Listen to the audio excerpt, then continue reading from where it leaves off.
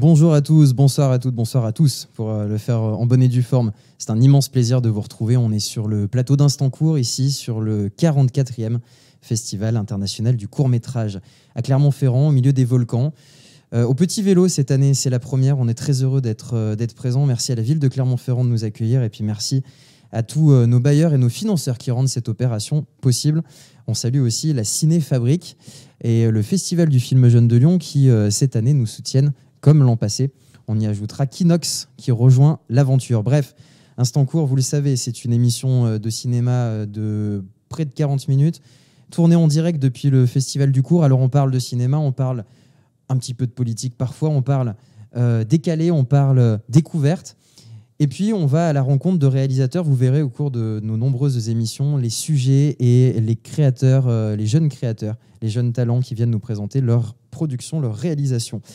On regarde tout de suite, pour commencer, pour se mettre dans le bain, le teaser de cette 44e édition du Festival du court-métrage.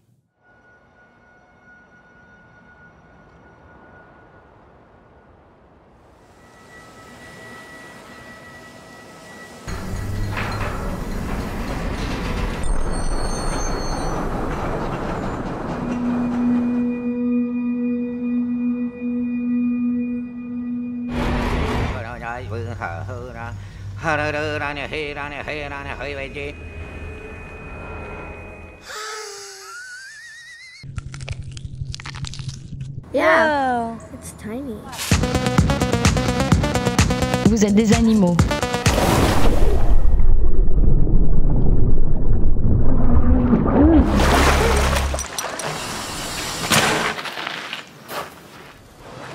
We are kings!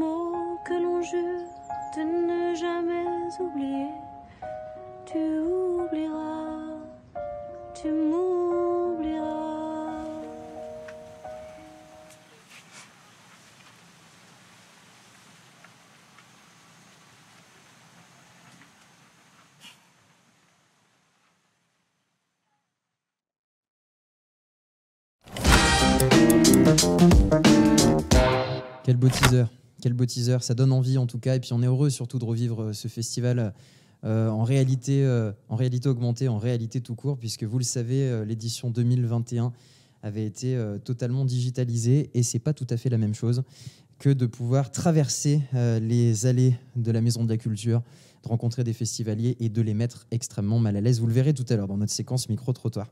Sur le plateau d'Instant Court, j'ai le plaisir d'accueillir Mouad pour cette première chronique. Salut Mouad, bienvenue. Et il ne faut pas oublier de parler dans le micro, sinon oui, on ne va pas t'entendre. Alors, tu es venu nous parler d'un court-métrage qui s'appelle Three Songs for Benazir. Ouais. Est-ce que tu peux déjà nous dire ce que ça veut dire en français? Alors, c'est 3 chansons pour Benazir. Voilà, un film afghan, documentaire 22 minutes, ouais, dont on va regarder tout de suite le teaser pour se mettre un petit peu dans le bain.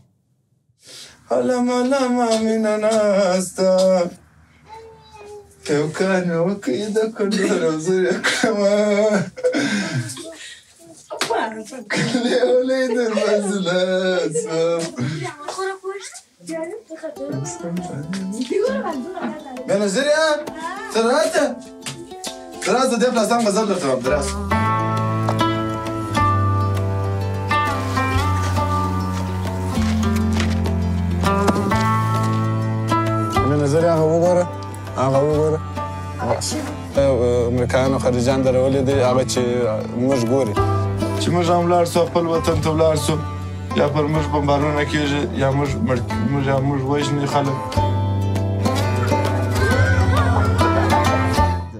Ce court-métrage, c'est un documentaire, on l'a dit, une histoire assez classique hein, dans cette région du monde, puisque, juste pour donner un élément de contexte, c'est l'histoire de Chesta, qui est un jeune homme qui s'est tout récemment marié dans cette ville, donc comme vous l'avez compris, de Benazir, et qui désormais vit dans le camp de déplacés à Kaboul. Le film, c'est finalement l'histoire d'un dilemme entre rejoindre les rangs de l'armée nationale afghane et puis sa responsabilité de fonder une famille. C'est ça. J'ai choisi ce documentaire qui est réalisé par deux réalisateurs, Gülistan Mirzai et Elisabeth Mirzai. C'est un documentaire qui me touche, moi personnellement, qui me parle. C'est l'histoire d'un jeune qui a qu'un seul rêve, c'est de rejoindre l'armée nationale. Et en même temps, il doit concilier ses responsabilités familiales. Il y a ses parents à côté qui ne veulent pas. En fait, c'est deux réalisateurs qui... Je trouve ça beau de montrer ce camp par le point de vue d'un jeune homme qui rêve juste de rentrer dans une armée nationale et de pouvoir réussir et de pouvoir rendre fier sa famille. Et voilà, de réussir et de pas suivre le même chemin que son grand frère et son père. C'est un film qui remet dans un contexte profondément humain des thématiques qu'on a tendance à traiter dans le monde occidental comme assez lointaines ou sur la politique du chiffre. Il est très humain ce documentaire. Il est très touchant, comme tu l'as dit. Ouais. C'est pour ça que tu l'as choisi. Ouais, c'est pour ça. C'est vrai qu'on a une façon de filmer avec cette caméra embarquée qui suit les personnages. C'est un parti pris filmique très fort. Est-ce que tu n'as pas l'impression que c'est quand même très intrusif ? Moi, personnellement, non. Parce que je trouve que les deux réalisateurs, ils sont très justes. Ils rentrent pas dans l'intimité des personnes. Ils sont là, ils sont comme si... La caméra n'existait pas finalement. Moi, je l'ai ressenti comme ça.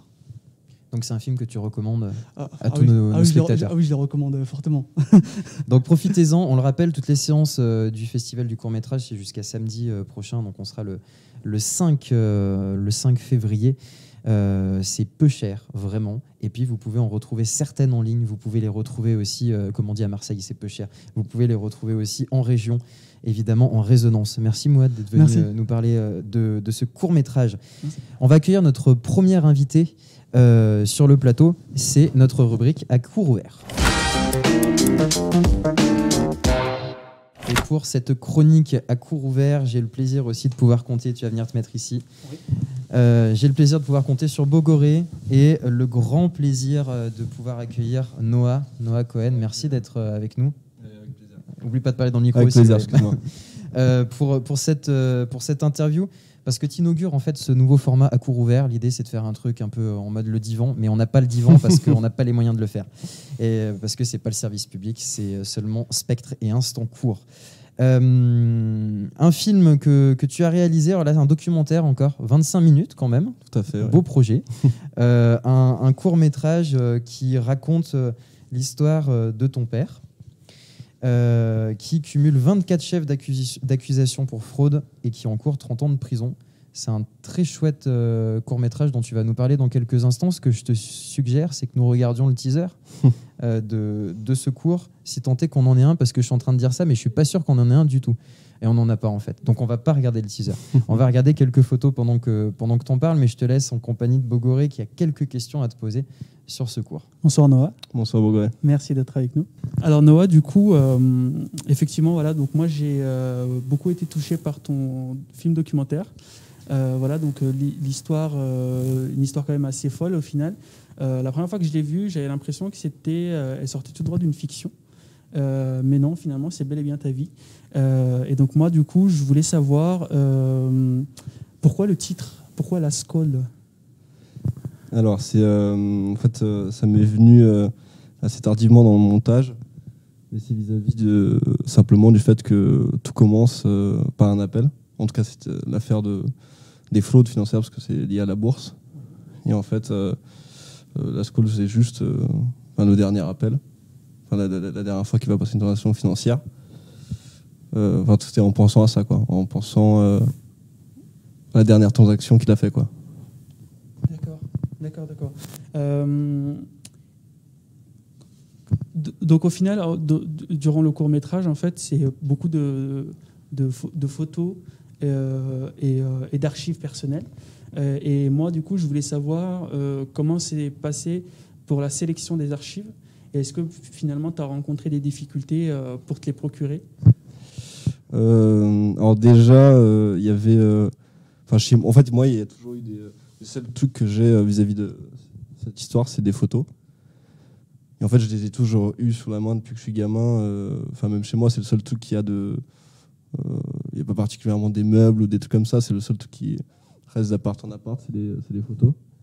Et effectivement, il y en a plein. Il y en a même plein que j'ai pas pu les avoir parce qu'il y en a plein qui sont aux États-Unis, il y en a plein qui sont au Brésil. J'en ai récupéré quelques-unes qui étaient en Allemagne, chez la sœur de ma mère. Et pour les choisir, c'est simple. Quand on écrivait le scénario, en tout cas, quand on choisissait le scénario documentaire du truc, on faisait un premier choix d'une dizaine de photos qu'on avait, parce qu'on avait plus de 1000 photos, et on faisait un premier choix. Et ensuite, au montage, on scannait uniquement les 4-5 photos par scène, ouais. Et on les choisissait au montage. D'accord. Alors, quand même, rappelons-le, ton histoire est comme une histoire familiale, mais tu fais le choix assez original de le raconter à travers ton prisme à toi et celle de ta mère. Et moi, je voulais savoir comment t'es venu ce choix-là, en fait, et pourquoi ne pas avoir intégré le reste de la famille à l'histoire. Déjà, donc c'est un film que j'ai fait dans le cadre de l'école. Et donc, il contente effectivement du court-métrage, des questions du court-métrage. Et tout est venu en fait de la contrainte, c'est des idées qui sont venues de la contrainte. Et si j'ai pas mis ma sœur, mon frère, ma tante, mon cousin, etc., ou même mon père dedans, c'est parce qu'en fait, moi je voulais plus raconter déjà ceux qui sont restés. Parce que mon père, finalement, lui, il était, au bout d'un moment, il est parti. Et en fait, moi, ça m'intéressait plus au point de vue de ma mère, surtout parce que des récits... mon père me raconte l'histoire chez moi, quand je suis gamin, etc. Moi, je connais son point de vue, mais en fait, j'avais jamais demandé à ma mère. En fait, c'est aussi venu d'un désir personnel.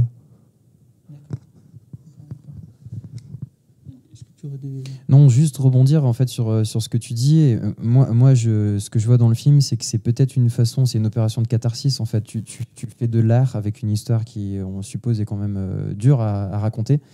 Est-ce que tu l'as vraiment vécu comme ça ? Est-ce que pour toi, c'était une façon de te réconcilier un peu avec cette histoire et d'en faire quelque chose de beau ? C'est surtout en fait pour la raconter de manière, du point de vue intime. Je pense c'est parce que c'est une histoire où où il existe un film de la BBC dessus, un film sensationnel, etc. Il existe des articles dessus.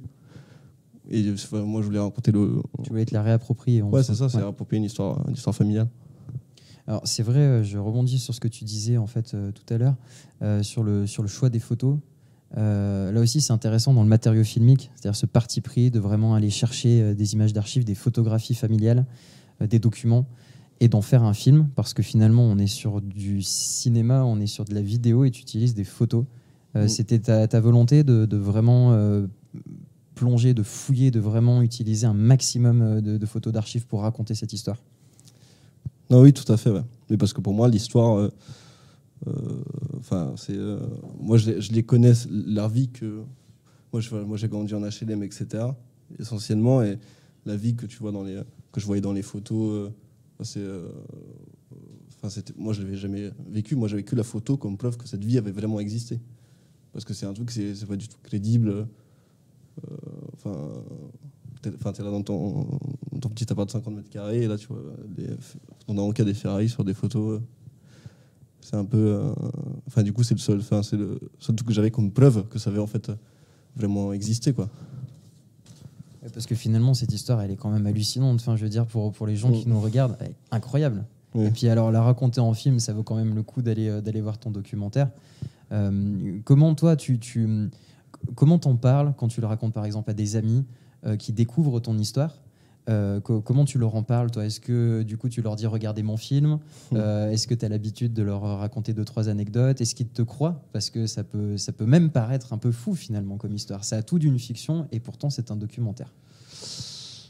Quand on me demande, souvent on me demande parce que moi, j'ai beaucoup bougé, etc. On me demande pourquoi j'ai autant bougé. Enfin, ça dépend de la personne, mais je dis juste que mon père, il était en cavale, et après... ça me pose plus de questions, et après ça, ou pas d'ailleurs. En général, je dis juste ça parce que mon père il était en cavale et on l'a suivi à tel ou tel moment, quoi. D'autres questions, Bogoré, sur le film? Sur le film, non, je pense qu'on a fait le tour. Je voulais savoir si potentiellement il y avait des futurs projets en cours. Là, en tout cas, il y a mon film de fin d'études que je suis en train de travailler dessus, que je tourne en fin avril. Toujours dans le cadre de la Cinéfabrique. D'accord. Et justement, est-ce que tu peux nous dire un petit mot de cette école, de ton parcours et de ce que tu veux faire plus tard? Est-ce que tu veux vivre du métier de réalisateur? Est-ce que tu as d'autres projets liés au cinéma et à l'image?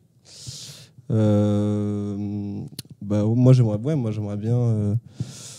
bien réaliser, continuer à réaliser des projets, mais aussi produire. Moi, j'ai fait l'école en section production. Moi, j'adore faire des films, quoi, tout court, et j'ai envie de continuer, forcément, parce que je prends du plaisir. On te souhaite quoi, un prix sur un prochain festival, dès que possible? Oui, c'est déjà une belle marque de confiance d'être sélectionné par un festival comme Clermont. Est-ce que tu sais où on va pouvoir retrouver ton cours là, dans les prochains mois? Est-ce que tu as des annonces à nous faire? Faut attendre un peu, mais là je peux pas dire parce que c'est pas annoncé. Mais confidentiel. Dans un mois. Il y a des bonnes surprises. Ouais, il y a des bonnes surprises. Bogoré, un dernier mot? Merci pour ton temps, et puis on te souhaite un prix, voilà, comme disait Evan. Merci Bogoré. Merci Noah d'être venu sur le plateau d'Instant Court nous parler de ton court-métrage, on le rappelle, Last Call, un court-métrage que vous pouvez retrouver dans la sélection région, film en région du Festival international du court-métrage de Clermont-Ferrand. Visite de courtoisie maintenant, un documentaire, pas tout à fait, un reportage en tout cas, sur une exposition qui mêle danse, cinéma, Clermont, bref, vous allez voir tout un tas de choses. C'est proposé par l'équipe de Spectre. Ça dure un peu plus d'1 minute et vous allez voir, il y a de quoi surprendre. Bonjour à tous, nous nous retrouvons par coïncidence à la Maison internationale universitaire. Pour du coup pouvoir parler de l'exposition Coïncidence présentée par l'association Machin Machin. Êtes-vous prêts à danser sur le papier? Allez-y, suivez-nous.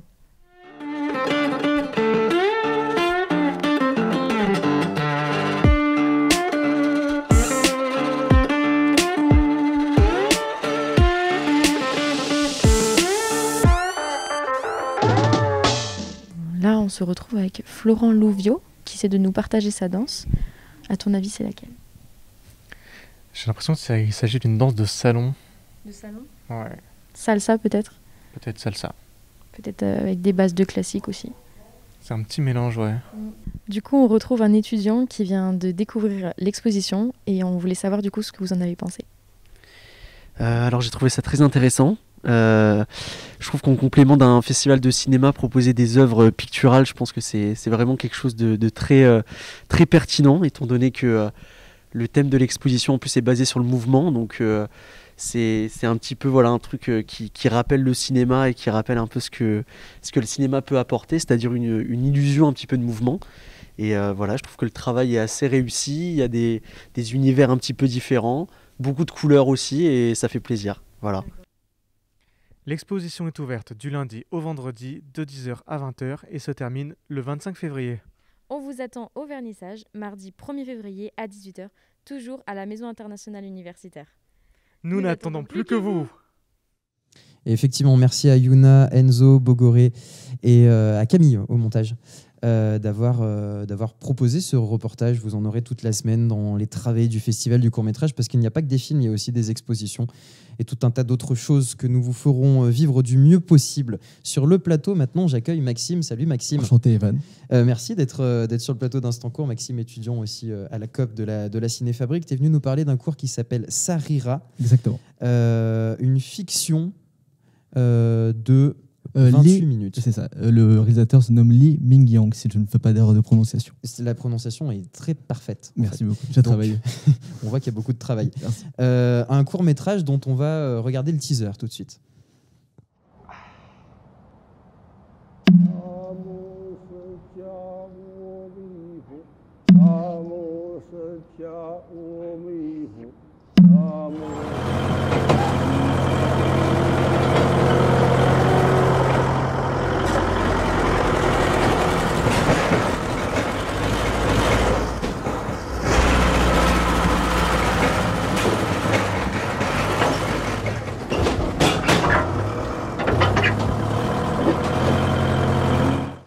Alors, c'est quoi cette histoire-là de moine qui n'arrive plus à prier à cause d'une rage de dents? Mais c'est exactement ça. En fait, ce qui est assez marrant avec ce film, c'est que le pitch pourrait totalement revenir à un duo national comme Danny Boone ou Cadmeran. On peut s'imaginer une comédie, un moine qui a mal dedans, qui va tout faire pour essayer de s'en passer. Sauf que comme on le montre dans la bande-annonce, le film n'apporte pas du tout ce registre de la comédie. C'est même tout l'inverse, c'est un drame social. Et ça se passe par beaucoup d'éléments, notamment la technique. Lee Mingyang aborde totalement des plans fixes en monochrome, comme pour on va recommencer directement. Je vais vous dire quelque chose de très vrai, c'est que Lee Mingyang, tu as parlé de fiction au début pour présenter le film. Pour moi, le film se place vraiment entre l'archive, documentaire, fiction. Parce qu'en fait, en 28 minutes, il nous dresse un portrait que je ne peux pas qualifier de parfait, parce que tout simplement, je ne suis pas chinois, mais il nous dresse vraiment une espèce de mise à niveau de la spiritualité dans la ruralité chinoise, qui malheureusement se fait un peu bouffer par l'industrialisation, la mondialisation. Je ne vais pas refaire le discours, c'est tout ce qui se passe au XXIe siècle. Mais il y a tout ça, il y a toutes ces valeurs qui se perdent. Et Lee Mingyang y arrive très bien. En 28 minutes, il nous sert ce magnifique film. Enfin, je pense que vous avez pu voir dans la bande-annonce, les plans sont magnifiques. Ils sont du coup, pour représenter un peu du coup, cette espèce de pause de spiritualité, ils passent par des plans larges, monochromes, comme pour un peu encadrer spiritualité dans une espèce d'époque intemporelle, presque désuète. Et le film, personnellement, je l'ai adoré. C'est le premier film que j'ai maté de la sélection. Il m'a mis en jambe pour tout le festival. Je me suis dit, mais si tous les films sont à ce niveau, ça va être génial. Et parce que la caméra est riche d'idées, riche d'énergie. Et le personnage est absolument attendrissant. Je ne divulguerai pas la finalité, mais ça fait mal au cœur. Mais alors justement, parce que toi, ça t'a intéressé. Ça t'intéresse cette thématique de la question des traditions? Alors là, pour le coup, c'est en Chine. Parce que c'est vrai qu'il y a une tradition du centralisme en Chine qui est très forte, mais les villes chinoises ont aussi tendance à effacer un peu les traditions. Il y a une classe moyenne en Chine qui émerge et qui a les mêmes modes de vie que les Occidentaux en grande partie. Donc finalement, c'est un peu la thématique du film, puisque là, c'est la question dans la réalité. C'est un thème qui t'intéresse, ou c'est un coup de cœur, paf, un pur hasard? Alors c'est vraiment un pur hasard. J'ai cliqué dessus parce que je me suis dit, un film chinois, ça fait super longtemps que je n'ai pas vu. Mais je dois faire une confidence, c'est que la Chine actuellement me terrifie. Avec tout ce qui se passe, ça se ressemble de plus en plus à une espèce de Black Mirror avec 1 milliard d'habitants et de cobayes. Donc ça me terrifie un peu. Et du coup, je me suis dit, c'est super intéressant de s'intéresser, mine de rien, à ce qui se passe intrinsèquement dans le pays, c'est-à-dire comment les cinéastes chinois arrivent à suivre en fait, l'évolution du pays et du coup de tout ça, de toutes ces valeurs qui peuvent se perdre. Je ne connais pas du tout le taux j'ai pas du tout de chiffres. Et j'ai quand même, quand on évoque la Chine, il y a tout un monde spirituel qui peut se créer dans notre imaginaire collectif d'Occident. Et du coup, je trouve ça super important et intéressant, le regard qu'il a appuyé de oui, ce monde se perd, il se fait détruire. Et honnêtement, c'est un gros coup de cœur. Mais autant pour l'histoire, pour le côté actualité, mais également pour la caméra, comme on a pu voir dans la bande-annonce, qui est juste magnifique. On m'informe que des hommes en noir sont à l'entrée de la salle. Merci Maxime de nous avoir parlé de ce cours. N'hésitez pas à aller le voir dans les séances obscures, dans les salles obscures du Festival du court-métrage. C'est vrai qu'il y a de très beaux films. Le travail sur l'image est extrêmement intéressant. Donc allez le voir, on le recommande bien naturellement. C'est le moment de notre rubrique tant attendue, de notre événement de cette première émission. Vous l'attendiez, eh bien le voici. Le micro-trottoir fait son retour. C'est pris de court cette année avec des séquences tournées grâce à la complicité de Camille. Bonjour à tous, nous sommes sur le Festival international du court-métrage ici à Clermont-Ferrand, en plein cœur de l'Auvergne. Ça n'a rien changé, les volcans sont toujours là, rien n'a bougé depuis 2 ans. À une chose près quand même, les nouveaux formats de poubelle. Nous c'est le Journal du Hard sur Canal+, bonjour. Bonjour.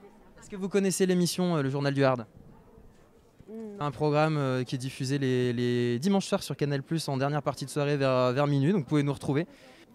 Voilà, on est toujours sur le Festival international du court-métrage à la manifestation des chasseurs. Bonjour monsieur, on est en direct pour la télévision, donc la manifestation des chasseurs. Alors vous, ce que vous venez nous dire aujourd'hui, c'est que finalement, c'est complètement hallucinant les déclarations d'Yannick Jadot contre la chasse. Pourquoi vous êtes venu manifester sur le Festival du court-métrage ? Moi, je ne suis pas venu manifester du tout. Ah pardon, désolé. Excusez-nous, bonne journée, merci beaucoup. Merci, au revoir, bon courage. Clermont-Ferrand, capitale européenne de la culture en 2028, qui l'aurait cru ? Eh bien, c'est en passe de devenir réalité puisque les autorités ont annoncé il y a maintenant quelques années la candidature de Clermont-Ferrand pour cette belle place de capitale européenne de la culture. Avec ses hauts lieux, on pense notamment à Vulcania. Déjà, il faut quand même avoir l'idée de venir à Clermont-Ferrand. Bon, déjà. Et le bois vert. Ah, le bois vert, parlons-en du bois vert. C'est Clermont-Ferrand, c'est la plus belle ville du monde. Non, mais c'est une plaisante. Oui. Vous avez vu notre beau soleil ? Vous avez vu le beau soleil ? Vous avez vu ? Alors maintenant, vous dites bien, vive Clermont-Ferrand. Et vive Clermont-Ferrand. Voilà, c'était un reportage donc sur la grande misère et la grande pauvreté à Clermont-Ferrand, capitale de l'islamisme en Europe, on le rappelle. Un petit groupe quand même, venez pas tous nous envahir, on est quand même bien. On est toujours en direct de Clermont-Ferrand. Clermont-Ferrand qui est devenu repère de caïd, trafic de drogue et échange de mauvaises intentions, que des mauvaises gueules. Bonjour. Bonjour. Comment on se fait insulter, c'est quand même dingue. Aujourd'hui, enquête exclusive. C'est du direct. On essaye de poursuivre une bande de délinquants qui viennent de s'échapper de l'accueil en partant avec des billets, des catalogues du festival. Et regardez, ils se dirigent vers les salles, ils essayent d'échapper à la sécurité du festival qui est complètement à la traîne.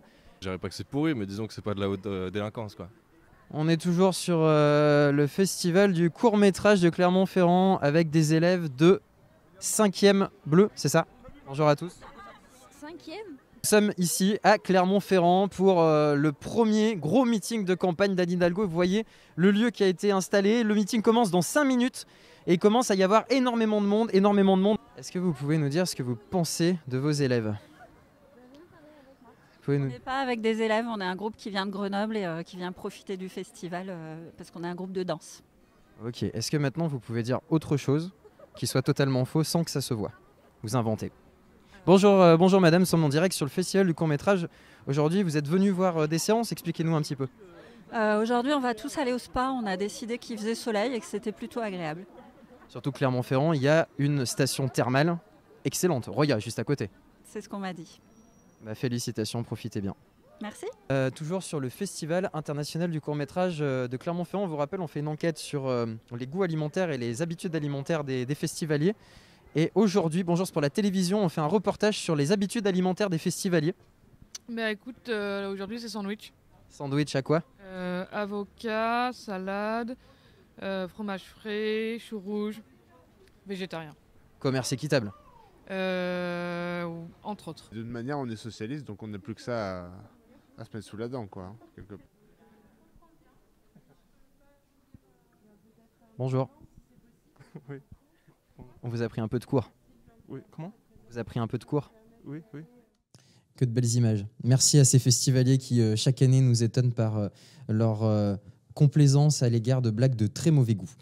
En tout cas, on salue également toute l'équipe de campagne d'Anne Hidalgo qui risque de prendre beaucoup de fions pendant cette semaine de festival. Mais enfin, c'est de bonne guerre parce que continuer une campagne quand on est à 2%, ça fait douiller quand même. Alors, bon, bref, c'était la petite blague politique de l'après-midi. Sur mon plateau, j'ai le grand plaisir d'accueillir Lucas du LIF. Alors, bonjour Evan. Bonjour Lucas. Le LIF, on rappelle, c'est le festival du film jeune de Lyon. Toi, aujourd'hui, tu es venu nous parler d'un cours qui s'appelle Ousmane. Et qui est un film québécois. Alors c'est vrai que les Québécois font souvent des films très sympas. Non mais c'est vrai en plus, hein. Il y a des très bons films au Canada. On regarde peut-être le teaser pour commencer et on s'en parle juste après. Très bien.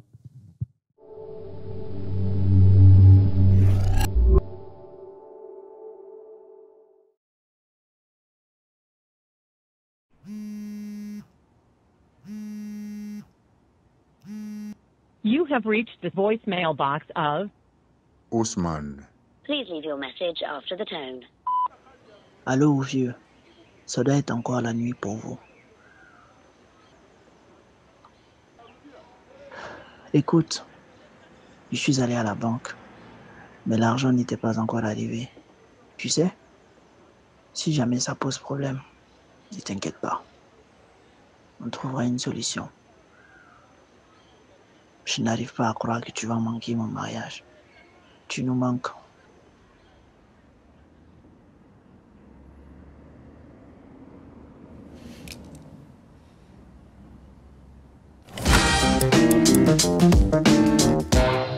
Du gros cours avec ce film Ousmane. Est-ce que tu peux nous en dire un petit mot? Eh bien, c'est l'histoire d'Ousmane, immigré au Canada. Il aide sa famille qui est au Burkina Faso, notamment sa mère et ses frères et sœurs. Et un beau jour, un jour enneigé le soir, il rencontre sa voisine, donc une vieille un peu désorientée, et après avoir découvert ses conditions de vie déplorables, décide de l'aider. Donc ça, c'est le postulat du film. Et il traite de diverses thématiques, notamment la maladie mentale et les difficultés que rencontrent les immigrés, notamment la séparation qu'il y a entre eux et leur famille et le poids que ça peut peser sur eux. Alors, ce qui est intéressant dans ce film, c'est le parcours du personnage d'Ousmane. Bon, tu l'as dit, c'est un immigré au Canada. Il souffre grandement, notamment de cette séparation de sa famille. Ça fait écho en fait à l'histoire du réalisateur. C'est là où ça devient intéressant. C'est presque autobiographique. C'est une œuvre très personnelle. Comment toi tu as vécu cette relation entre l'histoire qui est racontée par le réalisateur et l'histoire du réalisateur lui-même? Alors, du coup, je connaissais pas du tout le réalisateur, mais en fait, après, en regardant son parcours, c'est vrai qu'on se rend compte il est né à Sao Paulo, il a émigré au Canada également, et il connaissait pas du tout l'anglais ni le français en arrivant. Du coup, ce film-là, il m'a marqué, et après coup, je me suis rendu compte que c'était parce qu'il avait vraiment il s'était vraiment impliqué dedans, et ça transpirait à l'écran que c'était vraiment un sujet qui lui tenait à cœur. Et comme dans le film, le personnage est en proie quand même à de sérieux doutes. Le personnage est traversé par une dépression, malgré sa famille qui l'entoure, sa femme, ses enfants. Il a du mal à apprécier son entourage. Il a perdu de la joie de vivre, il s'est perdu lui-même. Et ça fait également un peu écho à ce que le réalisateur a vécu. Et sa rencontre avec la voisine, justement, marque un tournant. Donc malgré les thèmes un peu pas très joyeux du film, c'est des thèmes graves. Ouais. Je recommande quand même de le regarder parce qu'il il met quand même un baume au cœur au final, parce que du coup il arrive quand même à tourner ça très positivement. Il y a une pointe de poésie dedans, évidemment, et il arrive quand même à tourner tout ça très positivement à la fin, et l'émotion est au rendez-vous. Donc on recommande également ce court-métrage, c'est La Carte Blanche du LIF, qui nous fait des recommandations tous les soirs. Merci Lucas d'être venu nous parler de ce cours. Merci pour l'invitation. Des courts-métrages, on continue, on en parle encore, puisque maintenant c'est notre chronique Labo avec Daniela qui va venir nous présenter un cours. Allez, on accueille Daniela sur le plateau. Bienvenue Daniela sur notre plateau d'Instant Court. Bonjour, salut Daniela, merci pour venir nous présenter. Alors toi, c'est les chroniques Labo, c'est pour venir nous parler de courts-métrages un peu expérimentaux, artistiquement un peu différents. Et aujourd'hui, tu es venu nous parler d'un cours qui s'appelle, j'ai même pas le nom sur mon document, figure-toi, mais c'est Slouch de mémoire. Slouch. Ouais, mais je le dis en français. Qui est un film allemand, en animation en fait, en quelque sorte. Est-ce que tu peux nous en dire quelques mots? Oui, alors c'est une animation monochrome qui raconte l'histoire de ce musicien qui essaye de devenir une légende. Sauf que il se trouve un peu pas très intéressant. Et il est accompagné d'un petit démon. Un petit démon qui change de couleur quand il est inspiré. quand il est le plus lumineux, c'est-à-dire c'est le moment dans lequel il a le plus de créativité et d'inspiration. Par contre, ce petit démon, il le pousse à faire des choses un peu hors cadre. Il lui dit, écoute, tous les musiciens célèbres, ils ont une histoire tragique. Ils ont une longue histoire de dépression. Ils ont un grand malheur. Et il lui demande, sérieusement, c'est lequel ton malheur? Et là, Slouch, il quitte sa femme, qui est enceinte. Il décide de tomber dans l'alcool, la drogue, suivre des mauvais pas. Et là, il se retrouve très célèbre. Et puis, ça nous montre aussi, ça s'est voulu à partir de ce moment-là. Je ne vais pas tout vous raconter, parce que sinon... Il n'y a plus d'intérêt d'aller le voir après. Voilà, Il faut donner envie. mais Là. ça part de là. Et à partir de ce petit démon, il nous montre beaucoup d'émotions. Il nous va faire découvrir des émotions que les artistes avec une immense créativité peuvent ressentir. C'est un film auquel tu as été visiblement très sensible, notamment peut-être par le travail des couleurs qui est vraiment très intéressant. Effectivement, comme j'ai dit, c'est un film monochromatique. Il est tout en échelle de gris et noir. Échelle de gris. Et puis, la seule chose qui change de couleur, c'est le petit démon qui accompagne Slouch au cours du film. Et il y a une forte psychologie de la couleur là-dessus. Le réalisateur, il nous fait parvenir des sentiments à travers la couleur. Par exemple, la couleur la plus présente, c'est le rose fluo, qui est une couleur fortement intrusive et visuellement très attirante, très même luxurieuse. Puis on va retrouver des autres couleurs, par exemple le jaune, qui est aussi une couleur très chaleureuse, solaire, c'est la joie. Et par ces couleurs, il va venir nous infliger des sentiments. Donc c'est un cours qui visiblement est plein de poésie, là encore, même si ça paraît un peu bateau. Mais c'est souvent l'avantage des séances labo, c'est qu'on découvre des choses auxquelles on n'est absolument pas préparé, mais on en sort toujours changé. Donc allez voir les séances labo, même ceux qui hésitent un petit peu en se disant que c'est peut-être pas pour eux aussi, c'est du cinéma, tout ce qui est de plus expérimental, mais c'est du chouette cinéma. Merci Daniela d'être venue nous parler de ce court-métrage sur le plateau d'Instant Court. On aura le plaisir de te retrouver demain pour une deuxième chronique labo. C'est le moment de notre chronique court-circuit. Vous allez voir une petite chronique billet d'humeur. Alors, court-circuit, c'est mon billet d'humeur du jour. Alors, hier soir, nous sommes arrivés à Clermont pour ce très beau festival de cinéma. Et quel plaisir! Quel plaisir, il faut dire que le manque était palpable, on ne va pas vous le cacher. Après 2 ans d'interruption physique à cause d'une crise sanitaire qui ne finit plus de nous emmerder, un peu comme les matinales avec Manuel Valls. Bon, par contre, les températures, elles, c'est vrai, elles ont quand même considérablement chuté, façon Anne Hidalgo dans les sondages, qui elle aussi se rapproche du zéro. Alors, Clermont, on se répète, mais ça fait plaisir. Donc, on est heureux d'être là. Plaisir de revoir des films, bien sûr. Plaisir de revoir des festivaliers dont certains sont présents depuis si longtemps que pour déterminer leur âge, il faudrait faire une datation au carbone 14. On a croisé plein de monde, des jeunes, des vieux, tout un tas de personnes avec des goûts vestimentaires avec, disons, qui sont un peu surprenants, des coupes de cheveux dignes d'une mauvaise production indienne, mais surtout un florilège de casquettes bon marché. On se serait cru sur le Tour de France. Mais tout ça n'a pas empêché les mauvaises surprises. D'abord, fini les stands de pâtisserie marocaine maison, à croire qu'Éric Zemmour est passé par là. Fini également les soirées-concerts dans la ville. Et ça, croyez-moi, ça fait mal. Mais ce n'est rien comparé à ces masques ignobles contre lesquels Fabrice Divisio a consacré sa vie. Lui, ce héros incompris, victime d'une machination du système. Politico-médiatique, j'avais perdu ma ligne, pour le faire taire. Il ne se laissera pas faire, vent debout contre l'injustice et la fatalité. L'avocat est prêt à braver les éléments pour qu'enfin un nouveau jour se lève, un jour sans masque ni roi, un jour sans Covid ni haine. Un jour nouveau, mais surtout un jour peut-être, parce qu'on en est quand même ici. Enfin bref, chez Spec, les masques, eux, ils ont été cousus main par Geneviève et Marie-Louise, 2 bénévoles de l'association Les Doigts de Fée, et ils ont été confectionnés en poil de caille. Bref, c'est du travail d'orfèvre.